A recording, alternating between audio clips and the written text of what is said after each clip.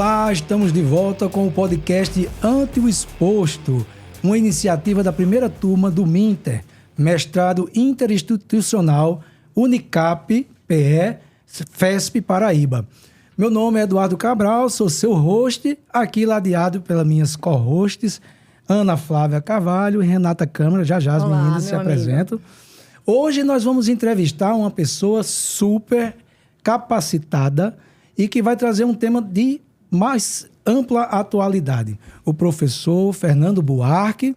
Professor, seja muito bem-vindo. Nossa gratidão por estar, por ter recebido o nosso convite e ter aceito. É uma honra tê-lo aqui. Mas antes de passar a palavra para o senhor, vou passar para a diva do triatletismo. Nossa querida Ana Flávia. Flavinha, dê as boas-vindas ao professor. Parabéns, professor, por todas as suas obras publicadas até aqui, não só neurociência, mas também sobre inteligência artificial. E é uma honra nossa aqui participar do nosso podcast. Um prazer, meu. E eu também queria aproveitar a oportunidade para o senhor falar um pouco sobre esse tema tão rico, né? Passar a palavra também para a Renata. Vamos conversar sobre neurociência? Sim, vamos. Vamos começar? Então, Renata, antes de você começar as perguntas, não sei se começa com você agora? Esse primeiro neurociência começa com a nossa amiga Flávia. Certo. Eu vou aqui só uma passagem para o nosso espectador, o nosso ouvinte, de quem é o professor Fernando. A gente não gosta muito de apresentar, mas um currículo desse a gente tem que dar alguma pincelada, por favor. O professor Fernando Buarque de Lima Neto é PhD em Inteligência Artificial pela Universidade de Londres, autor de mais de 240 publicações científicas, sendo a mais 6 livros, e os seus tópicos de pesquisa atuais em IA é sobre IA explicável e responsável. A gente vai tratar desse assunto. Sim. Renata, você tem mais alguma coisa? Não, só agradecer a presença do professor Fernando então e começar, né? Compartilhar, ouvir. eu queria que o senhor falasse um pouco da dicotomia entre o cérebro e a mente. Sobre esse tema. Antes de tudo, eu quero dizer que estou muito contente de estar aqui. Estou muito feliz que mestrandos como vocês existem, não é? E que fazem essa divulgação da ciência. Nós, os cientistas, temos 2 papéis principais: a produção de conhecimento e a divulgação do conhecimento. Então, muito obrigado por poder contribuir com essa iniciativa de vocês, né? Me sinto muito bem acolhido aqui e vamos, então, começar essa discussão, né? Bom, a primeira pergunta é bem interessante, porque quando nós pensamos em quem somos, não é? A nossa atenção concentrada vai logo para a nossa cabeça, não é? A gente sabe que essa mão é minha, mas quando a gente pensa em quem nós somos, nós achamos que estamos aqui. Mas, de fato, existem 2 entidades. Essa é uma discussão milenar, não é? Se existe somente a parte física, se existe uma parte menos física ou metafísica, não é? E outras discussões. Mas vamos parar nesses 2 níveis aí. Então, de certa maneira, nós estamos, na minha opinião, falando sobre 2 questões que estão intimamente ligadas, no sentido de que não existe uma mente sem um cérebro.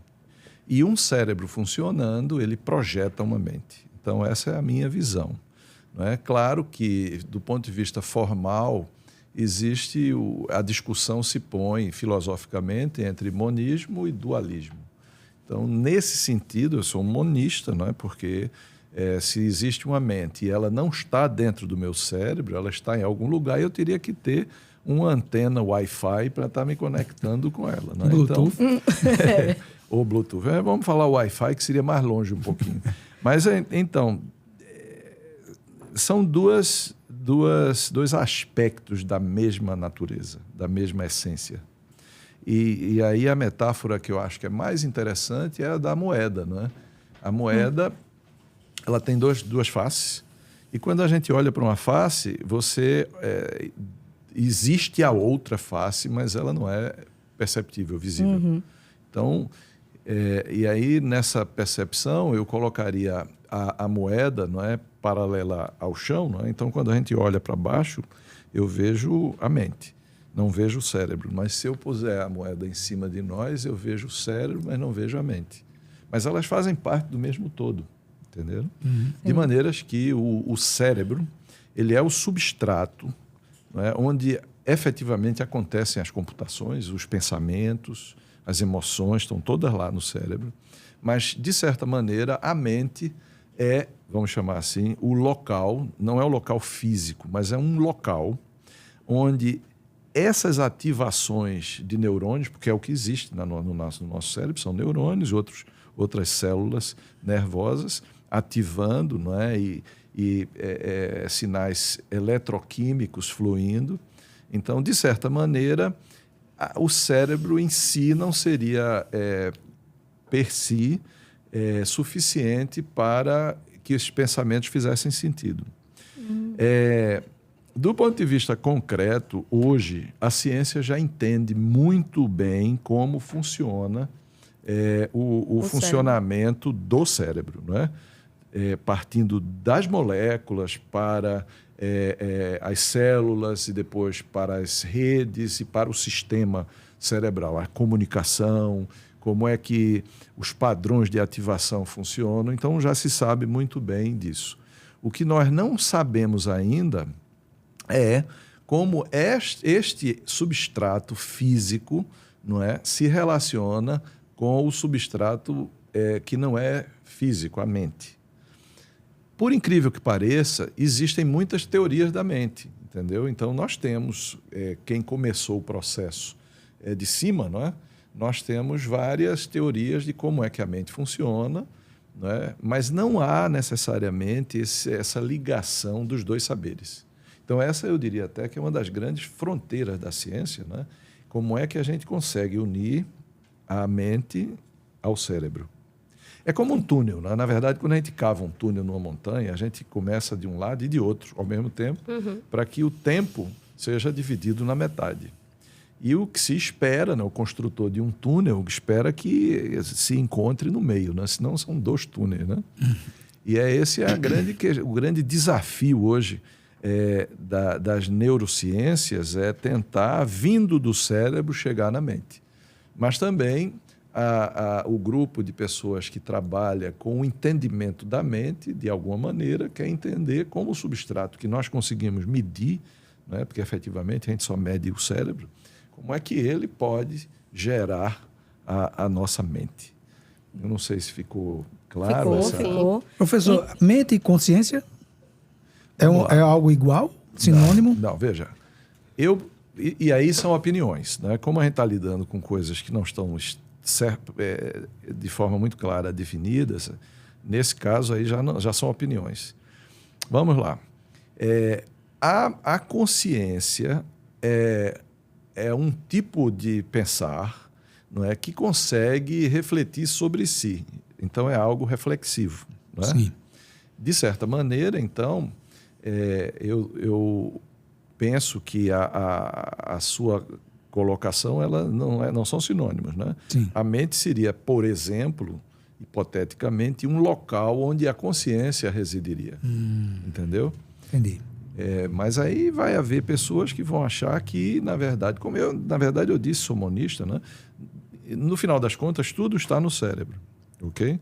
Mas o cérebro em si, da maneira como ele funciona e opera, não é? Ele não tem espaço para, por exemplo, essas palavras que eu estou falando aqui. Sim. Percebeu? Sim. Porque são só neurônios disparando. E o problema que causa uma dificuldade de entendimento é que as redes neurais, elas estão... Os neurônios em si estão disparando todo o tempo, não é? Há um falso entendimento de que o neurônio só dispara quando ele tem informação para propagar. Não é assim. A codificação do processamento neural, ela é basicamente na frequência, principalmente. De forma que o neurônio, quando ele está em rede, há um sincronismo de regiões diferentes até do cérebro, e aí, teoricamente, emergiria daí os pensamentos. Mas parem para pensar, do ponto de vista concreto, o que nós temos no nosso cérebro, lá embaixo, são só sinais elétricos propagando ao longo dos axônios e atuando na ponta dos axônios, não é? E esses acionando neurotransmissores que vão excitar o próximo neurônio. Só é isso que existe no nosso cérebro. Só. Não existe mais nenhum outro processo. Agora, essa sinergia entre regiões do cérebro é que, muito provavelmente, eu diria que 100% de evidência que geram os pensamentos. Sim. Entendeu? Entendi. Agora, não se sabe, por exemplo, não é, o que é que uma imagem como essa bela caneca que eu recebi de presente aqui, ó, o que é que essa bela caneca aqui, como é que ela, no meu cérebro, ela vai estar ancorada? Onde ela vai estar? Certo? Porque no seu ela existe também. Certo? Mas ela não existe, é como imagem física, não sei se vocês lembram. É uma representação virtual no seu cérebro, sim, no meu. sim. Então, é um objeto físico que está representado diferentemente em nossos cérebros e que possuem valores semânticos diferentes, certo? Para mim, é um presente, então tem um valor agregado, talvez diferente de outra pessoa, entendeu? E essas coisas nós não entendemos muito bem ainda, como do objetivismo do ambiente, nós chegamos no subjetivismo da mente, entendeu? Entendi. E aí a consciência seria justamente esse processo de reflexão. Aliás, essa conversa tem que bater de alguma maneira em direito, né? Sim, exatamente, era isso então, que eu ia perguntar. exemplo, onde é que nós chegamos nessa dicotomia cérebro e mente para o a direito? repercussão no direito. A questão nós podemos tentar fazer essa conexão, não é? Justamente através dessa relação de símbolo e significado, não é? Em que há uma representação interna para mim, percebeu? Que é diferente para você.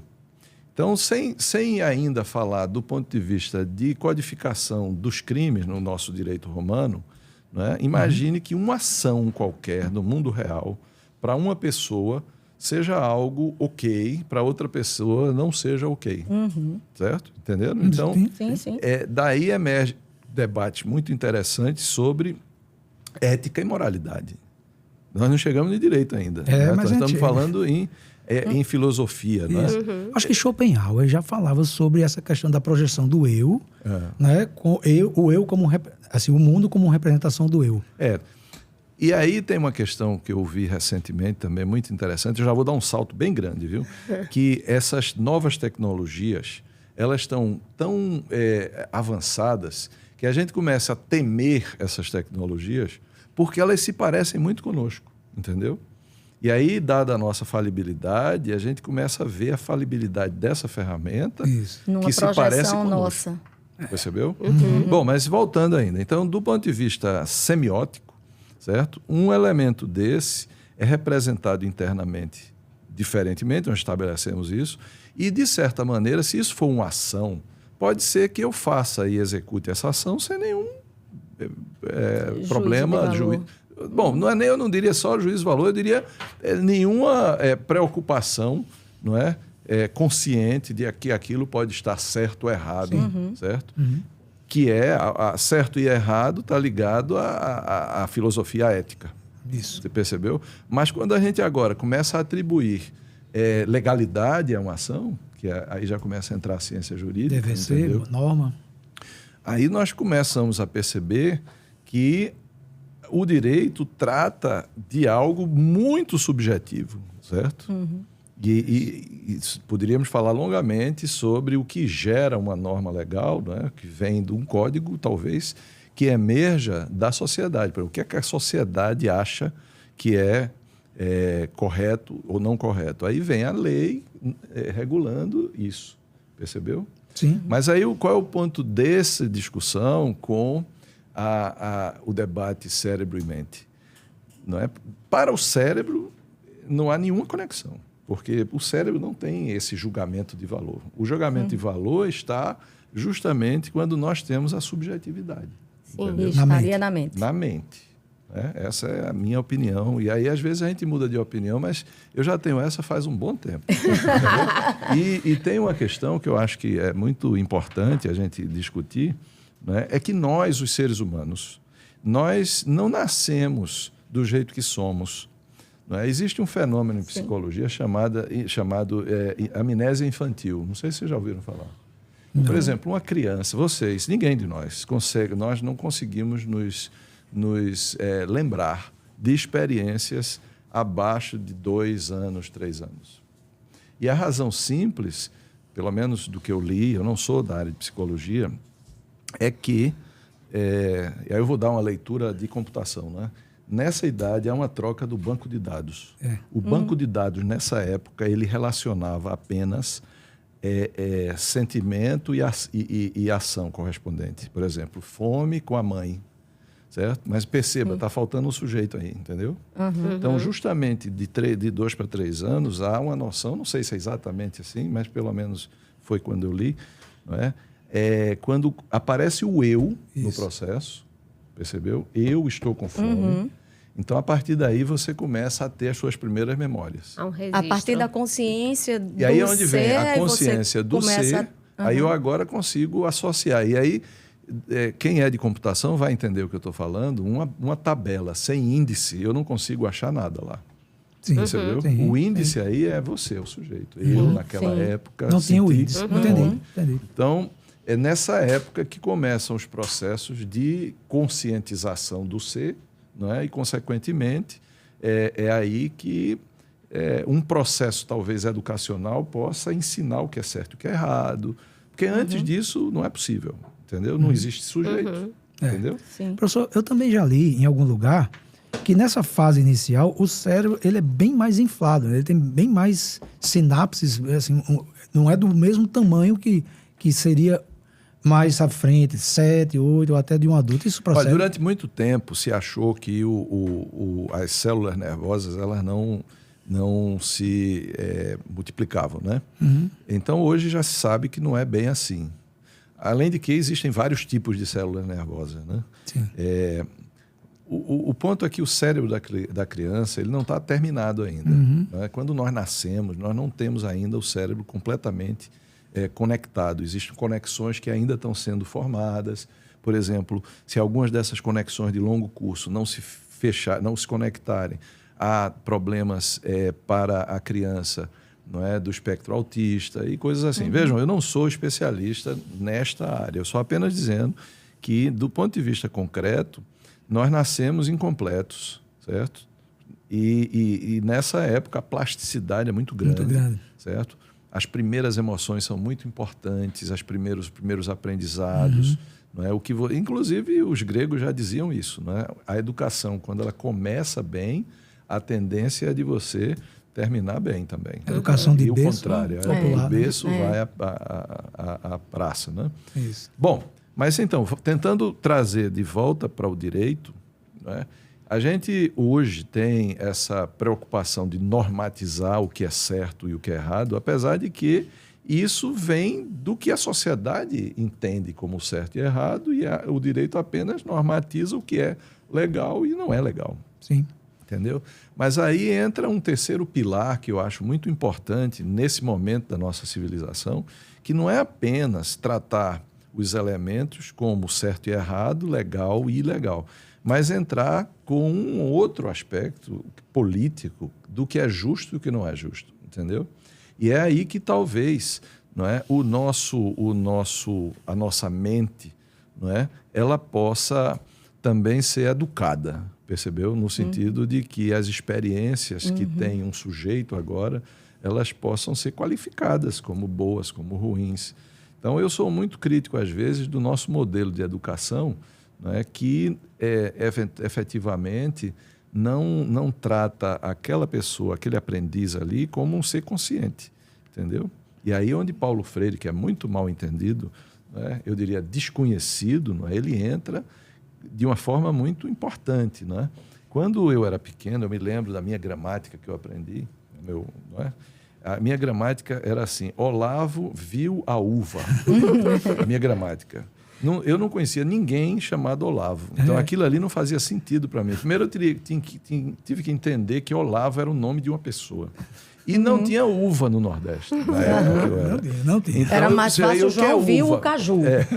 O que é uva e o que é Olavo, e depois Olavo... Ah, tá certo. Então, o nosso modelo é um modelo ainda muito padronizado, complica e tudo mais. Mas, assim, do aspecto jurídico, vamos tentar agora fazer uma adaptação, né? Alguém que não teve o Estado, por exemplo, presente do seu lado... Como é que ele vai entender uma norma legal? Como é que... Percebeu? Uhum. É assim, e aí onde eu quero voltar para a mente, não é? Porque a mente dessa pessoa não tem a representação dessa caneca. Perceberam a metáfora aqui? Claro, certo? claro. Uhum. Eu preciso entender que essa caneca existe, depois saber qual o uso dela para mim, para depois você me dizer se está certo ou se está errado. Entendeu? Uhum. Então, essa percepção eu acho que é importante de a gente ter, os juristas terem, os legisladores, né, principalmente, e todas as pessoas que vivem em sociedade. Sim. Agora... É nesse caminho que nós podemos falar em natural e nurture? Sim, sim. Veja só. Queria que o senhor falasse um pouquinho sobre isso para quem está nos ouvindo. Quando nós nascemos, certo? Isso aí a gente, quando estudou biologia, a gente viu a ideia de genótipo e de fenótipo. Né? Então, o genótipo é a nossa carga genética que foi herdada dos nossos pais, é o nosso potencial, certo? Que pode ser expresso ou não. Né? O que é expresso? Existem áreas do nosso genoma que são de expressão imediata. Né? Por exemplo, a cor dos olhos, o cabelo, a constituição física. Essas aí se expressam sem nenhum estímulo. Mas outras precisam de um estímulo. Certo? Seja um estímulo educacional, os mecanismos de aprendizado estão lá. Se a gente vai usar ou não, aí é outra discussão. Os mecanismos éticos, não é? Eles não estão diretamente codificados, mas como o nosso sistema se baseia em feedback, certo? Termina que a gente aprende o que é eticamente aceitável ou não, percebeu? E aí, do ponto de vista mais amplo, essa discussão sobre educação, e eu falo de educação porque não adianta você legislar e querer que alguém que não teve educação, não é, entenda aquilo e muito mais pratique aquilo, certo? Porque nos países civilizados as detenções, as cadeias estão todas sendo significadas? Porque não há necessidade. Se você educa a população, o crime... E também tem as questões mínimas de sobrevivência, né? Sim. Não vai ter lá. Aqui nós estamos gastando dinheiro para manter as pessoas presas, né? Que é a consequência de não termos educado adequadamente. Ou seja, o ser humano é formado pelaquela carga natural com a qual ele nasce, mas ao mesmo tempo... Mas as suas experiências, além do conhecimento adquirido. Há uma influência, não só... Veja, eu diria que tem dois grandes grupos. Né? Existe o nurture, que é o que nós comemos. Por exemplo, uma criança que não come até 2 anos, 3 anos de idade, ela vai ter sequelas permanentes no seu cérebro. Os neurônios são células extremamente sensíveis. Não é? Então, se ele não tiver os nutrientes ali, ele morre. E, de certa maneira... Há um processo de reposição, mas não é diferente de um músculo. O cérebro não cresce como um músculo. A tendência é que nós vamos reduzindo a quantidade deles ao longo da vida. Sim. Certo? Então, morrem milhares de neurônios por dia. Só que como o sistema é composto de uma rede, não é? De bilhões de neurônios, quando morre um, a contribuição para aquele pensamento, o sentimento, é muito pequena, entendeu? Mas, com o tempo, não é, as memórias vão ficando mais apagadas. Não é? O que é isso? É menos neurônios gerando a projeção daquilo na tela, que vamos chamar a mente como uma tela. Sim, sim. Entendeu? Uma área afetada, né?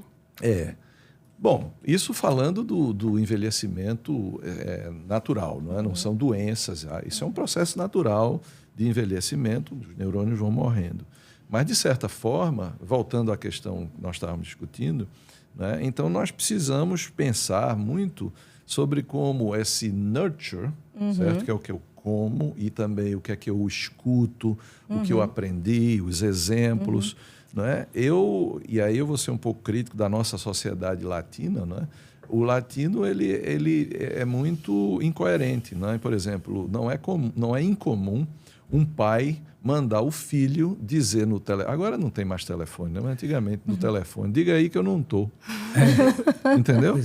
Quer dizer, você termina ensinando seu filho que é ok. Se seu pai manda você falar isso, é ok. Então, como é que agora você vai querer aqui no Brasil ou num país latino que as crianças obedeçam à lei? Né? É o alimento moral que é dado, né? E esse o nurture, a noção do nurture é o alimento como um todo. O alimento comestível e vivível. Entendendo, por exemplo, como funciona o nosso ser, né, talvez a gente possa até melhorar como a educação deva ser, como nós devemos operar o sistema de leis e normas do país, entendeu? Mas isso não são questões... Eu não gosto de separar as coisas, estão juntas, entendeu? Professor, antes da gente passar para a próxima pergunta, deixa eu tentar, com o senhor e as meninas, trazer esse assunto dessa dicotomia, da experiência, da natureza. A gente já trouxe para o usuário, né, o cidadão, menor, falou em menorismo. A cidadania já é uma expressão mais elaborada ainda. Primeiro eu sou, não é, como ser, depois eu existo dentro de uma sociedade individualmente, depois coletivamente. Então é uma construção, não é?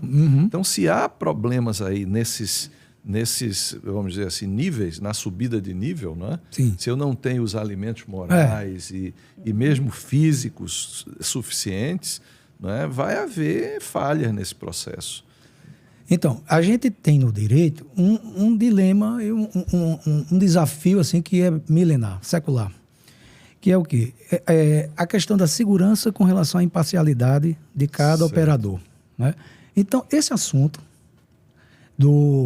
da experiência e da natureza, trazendo para esse jogo da questão da aplicação do direito, não só na magistratura, mas todos os operadores. Da tomada de decisão. Tomada de decisão como um todo. Vamos lá. Nós falamos já sobre como é que nós, que somos seres... na verdade, a operação é cerebral, né? Isso. Que somos seres assim, físicos, operando nesse nível físico, nós temos pensamentos abstratos. Muito bem. Quem fala muito bem sobre isso é um filósofo americano chamado Charles Sanders Peirce. Ele fala sobre a semiologia, a semiótica de um processo. Eu mostro um óculos desse aqui, certo? Para quem não usa óculos, por exemplo, certo? Um óculos tem um valor muito menor do que para quem precisa do óculos para ler. Né? Eu não precisava. Então, o óculos, para mim, objetivo. Ao longo do tempo, ele foi aumentando de valor. Percebeu? Só que, por que eu estou citando isso? Porque quando nós temos um objeto que tem um valor diferente para mim e outro do que para você, certo? Efetivamente, as minhas ações serão modificadas e serão diferentes da sua por causa dos valores que eu tenho associados aos objetos e aos conceitos. Sim. Eu tenho valores associados a conceitos também, certo? Como princípios e valores morais e coisas assim. Sim. E isso então, aí num aspecto positivo e num aspecto negativo por exemplo, também, né, professor? Se o seu pai ou sua mãe mandou você dizer ao amigo dele que ele não estava aqui, certo? O valor que você dá a falar a verdade vai ser diminuído, entendeu? Então, essa pessoa provavelmente não vai entender que tem que cumprir a lei, por exemplo, entendeu? Porque a lei é escolha. Isso, certo? É escolha. Muito bem. Mas nós estamos falando aí do usuário. Eu quero agora falar do julgador, por exemplo. Sim, isso.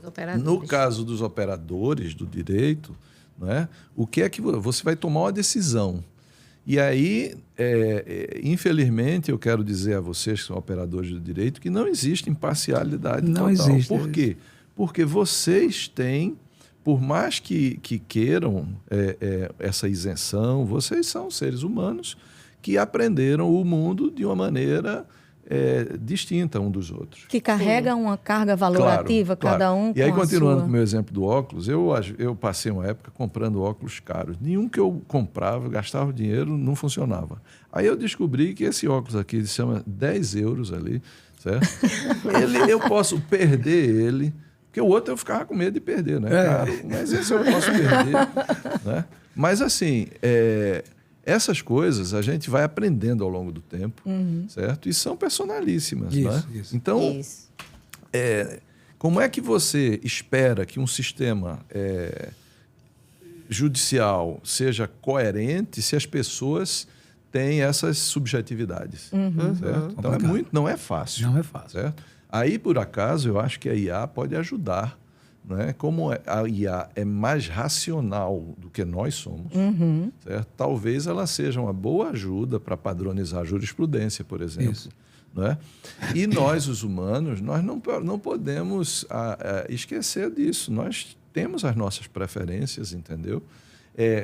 Uma coisa que nós discutimos antes de começar aqui a nossa conversa, certo? Os homens pensam diferente das mulheres. Era isso que eu já ia perguntar. Vamos começar a nossa zona cinzenta. Vai chegar aí.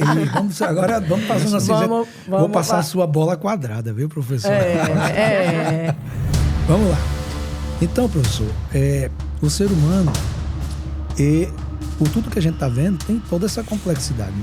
Você tem um cérebro que é até mapeável, dá para entender. Eu diria, Eduardo, que o nosso cérebro é a estrutura mais complexa que existe, conhecida nesse universo, né? Se nós imaginarmos que nós temos em torno de 100 bilhões de neurônios, é muita coisa. E que cada neurônio se conecta a pelo menos 10 mil outros neurônios, tem neurônio que se conecta a 100 mil outros neurônios, entendeu? E que nós somos sujeitos a influências as mais diversas. Então, por exemplo, todos nós sabemos disso, como um cheiro ele pode mudar o nosso humor. Aí, ao entender o cérebro, nós, por exemplo, percebemos que as terminações nervosas do olfato, elas entram dentro do cérebro numa região muito mais profunda do que, por exemplo, a visão. A visão é o nosso sentido predominante, certo? Então, por exemplo, se eu vir algo e tocar, eu acredito no que eu vejo se for conflitante. Sim. Não é? Mas o olfato, ele termina interferindo na memorização, entendeu? Um cheiro é mais límbico, né? O sistema límbico. Ele leva instantaneamente a uma época da sua vida. A memória. A formação de memória está intimamente ligada com o sistema límbico. Límbico. Por exemplo, o olfato. Isso. Mas, assim, de certa maneira... Então, imagine que, eu vou citar um caso aqui, que você está num lugar que o cheiro daquele lugar não está lhe agradando, certo? E aí você vai julgar algo ali. Vai interferir no seu julgamento. Vai interferir. Entendeu?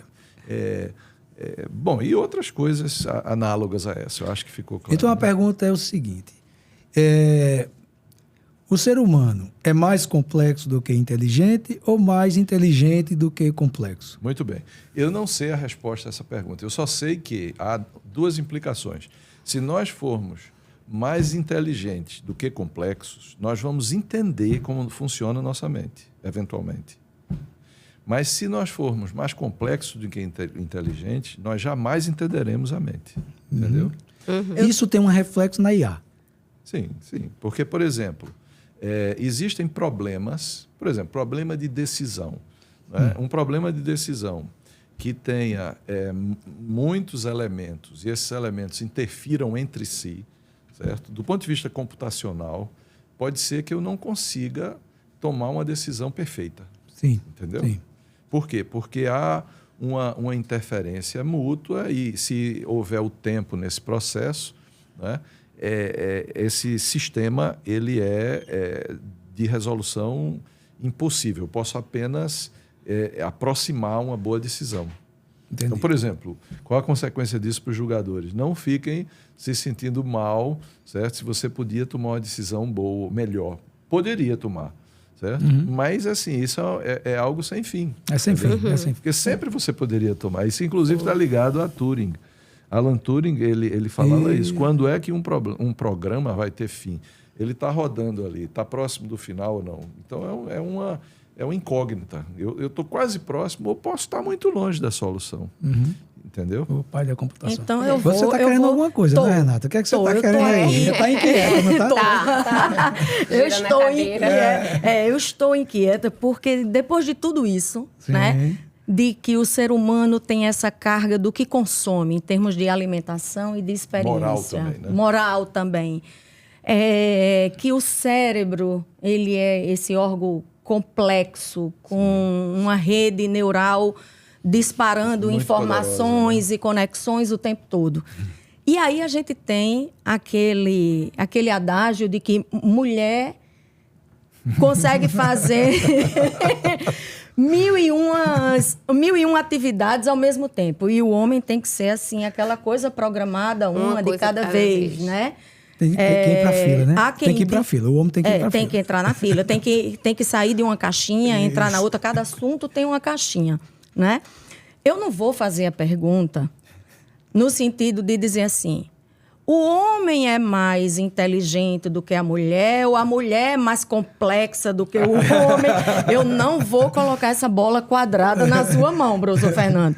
Mas eu queria saber se, pela neurociência e diante do que a gente já conversou aqui, de cérebro, de mente, se a gente pode dizer que existe uma diferença entre o cérebro de uma mulher e de um homem, a mente de uma mulher e de um homem, até onde esse ditado popular funciona?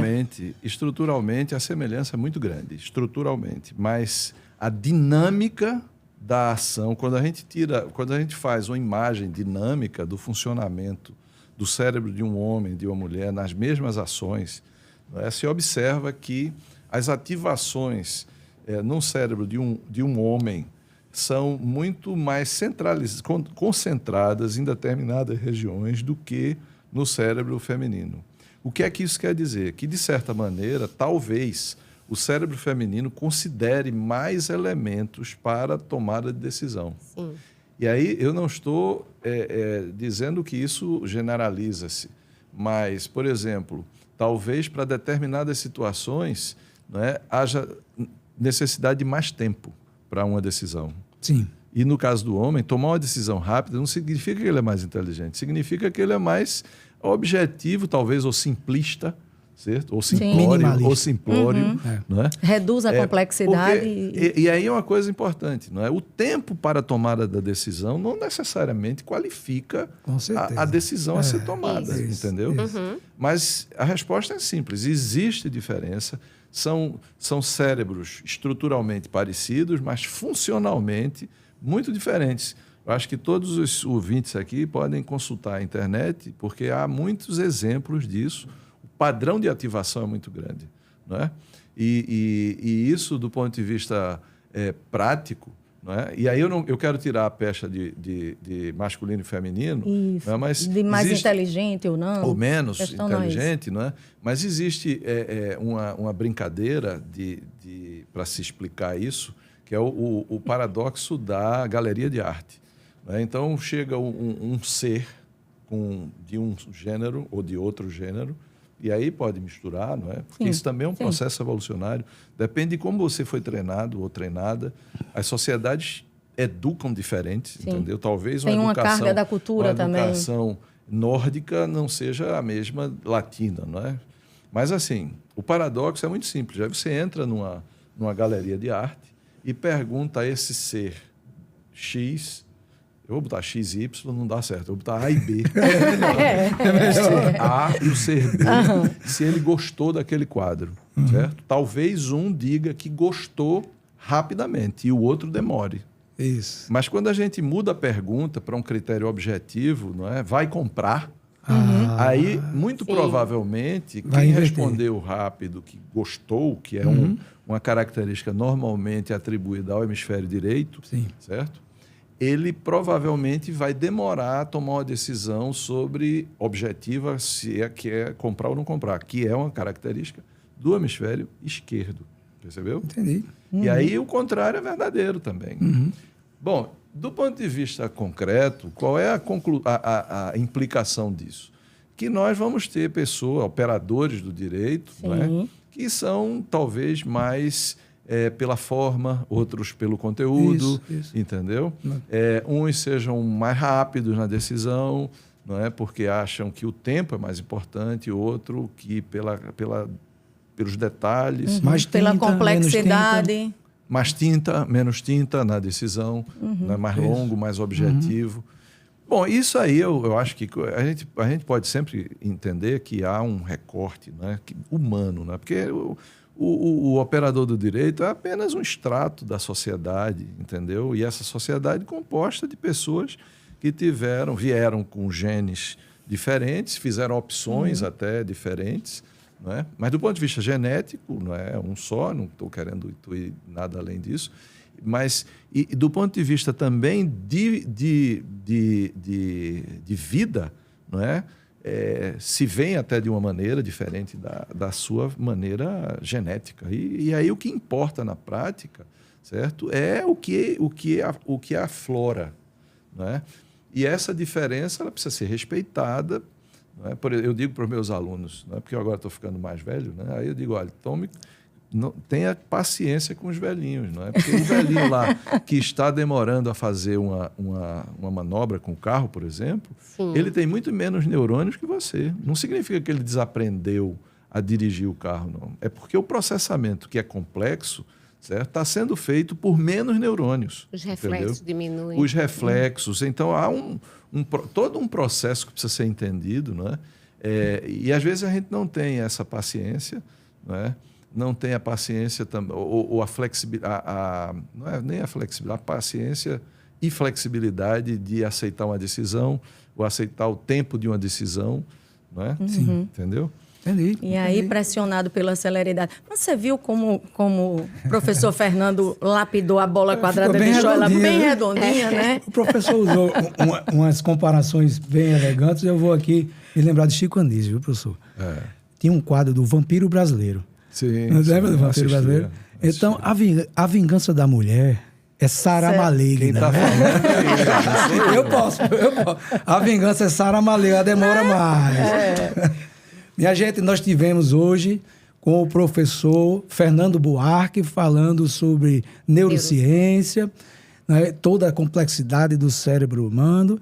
E aqui eu vou passar para as meninas fazer as últimas considerações e, na sequência, o professor também. Só queria agradecer, professor, pelo convite e pela sua participação no nosso podcast. Muito obrigada. Eu também, professor. Queria agradecer a oportunidade, agradecer pelo convite, por ter aceito o convite. Agradecer por esse conhecimento compartilhado. Eu digo que conhecimento guardado é conhecimento morto. Perdido, né? Não é? Verdade. Então, muito obrigada por esse compartilhamento. Eu que agradeço a oportunidade e queria apenas destacar que o nosso cérebro, não é? E essa relação que ele tem com a nossa mente, né, são fontes infindáveis de inspiração, não é? Para que a gente entenda, de certa maneira, alguns comportamentos, entendeu? Do ponto de vista até dentro das nossas instituições, nós podemos olhar para como é que o nosso cérebro consegue lidar com compartilhamento de informações, com distribuição de processamento. Nós temos na nossa, aqui, nesse 1,5 kg, né? É 1,5 kg que gasta, se você tiver 100 quilos e o cérebro pesar 1,5 kg, é 1,5%. Ele gasta 40% da sua energia, entendeu? Então é algo, tem muita coisa acontecendo. E historicamente as pessoas não davam esse valor porque o cérebro não se mexe, né? Então não tem algo ali que, como nós não conhecíamos na microbiologia, era algo inerte. Aí nós descobrimos isso tudo. Mas assim, a mensagem que eu acho que a gente tem que cada vez mais olhar lá dentro, ver como é que funciona. Né? E olha que a nossa conversa hoje aqui parou na nossa mente. Né? Existem pessoas que arguem que outros níveis aqui acima, né? O nível da espiritualidade e outros níveis mais para cima, entendeu? Isso. Então, nós somos assim, estamos, né? num momento de muitas descobertas. Muitas descobertas. Estamos assim, encantados com a tecnologia, né? Muito. Mas eu diria que a tecnologia ela é o resultado de toda essa capacidade que nós temos. Isso. Entendeu? E aí imaginem, se há 1 ano e meio não existia GPT, não é? Daqui a 1 ano e meio nós vamos estar onde? Entendeu? Será que... Porque o nosso cérebro não está mudando. Ele é o mesmo de milhares e milhares de anos atrás. Não é? E aí vejam que coisa impressionante. Mesmo assim, a gente consegue viver nessa nova sociedade. Não é? Mas assim, vamos ver como é que essa nossa natureza, que não tem mudado tanto, não é? Ela vai conseguir sobreviver num mundo que muda tão rápido, não é? Tanto e tão rápido. Isso. Mas, mais uma vez, muito obrigado pela oportunidade. Eu quero agradecemos. deixar claro que essa área que nós conversamos aqui, eu não sou especialista 100% aqui, eu sou de engenharia, de computação, não é? Apenas nós estudamos um pouco mais isso, não é? Mas eu espero ter contribuído com o debate. E Tá bom? Obrigada. Não tem a como menor contribuiu dúvida. e enriqueceu, né? Esse debate de hoje faz parte da nossa temporada sobre neurociência e direito. Quero agradecer a paciência e a boa vontade de todos. Este foi o Ante o Exposto. Esperamos recebê-los no próximo episódio com a mesma efusência, com a mesma alegria. Muito obrigado a todos e até o próximo episódio.